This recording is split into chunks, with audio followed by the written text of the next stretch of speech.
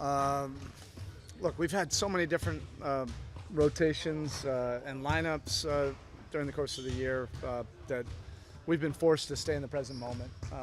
And we have great care and empathy for the guys that have missed time, but we just have to totally lock in, to who's available. Everybody else is ready to go. And we have, a big challenge. I mean, this is a series that could potentially, change on both sides, 3 or 4 times. It could feel totally different, by the middle of it. So that's why you can exhaust yourself with all the different hypotheticals. We basically know both teams who's going to play game 1, and that's the way it should be. You shouldn't be thinking about game 2, game 3, game 4, anything past that. Just embracing the competition and what's ahead.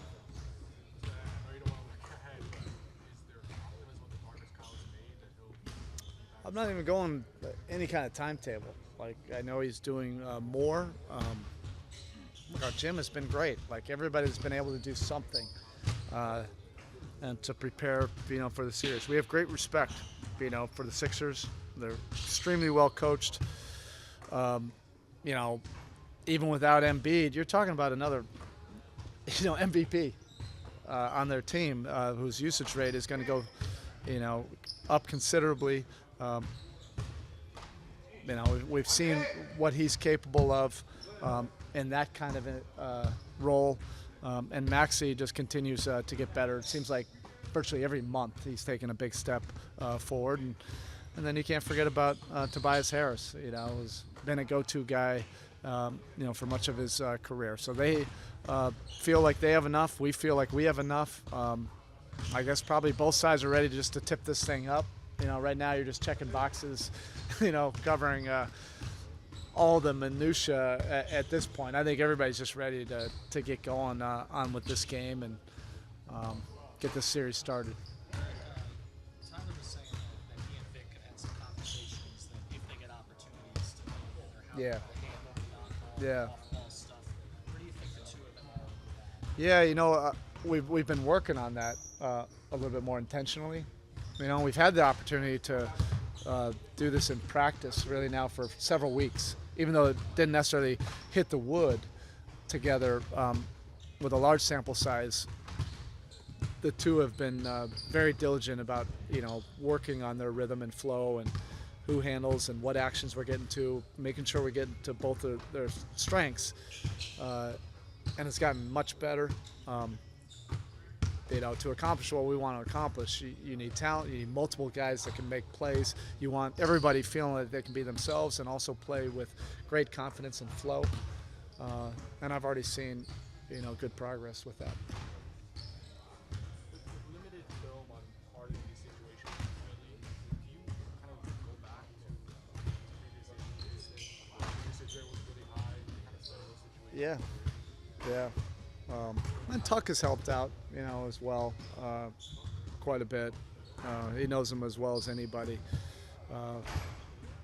But look, he's kind of redefined, what a player can do at the top of the floor with a high usage rate to be able to score and make plays and elevate a team.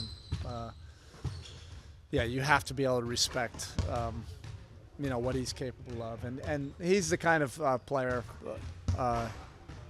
that just has that instant respect of anybody in the locker room. And look, Maxey does as well, so does Harris, so does the rest of the roster. When they didn't have either one of those guys, Maxey just exploded for a big night up in Philly and took them to the win. Although you mentioned several times in the last few days about respect and how whether Embiid was on or off the field, you were confident to maintain. How do you build that throughout a season so that no matter what may happen, everybody's still locked in? You have to have the right kind of guys. Now, look, our organization, our culture, we're always going to fight that fight and try to develop that mental toughness, the commitment to preparation, commitment to building habits, commitment to trying to improve, as the season goes on, and then ultimately really just embracing competition at every level. And when you build those habits, for weeks and months during the course of the season, it just becomes who you are. Now you add that to the guys that we've added to our team this year that already are wired like that, hardwired. PJ's like that.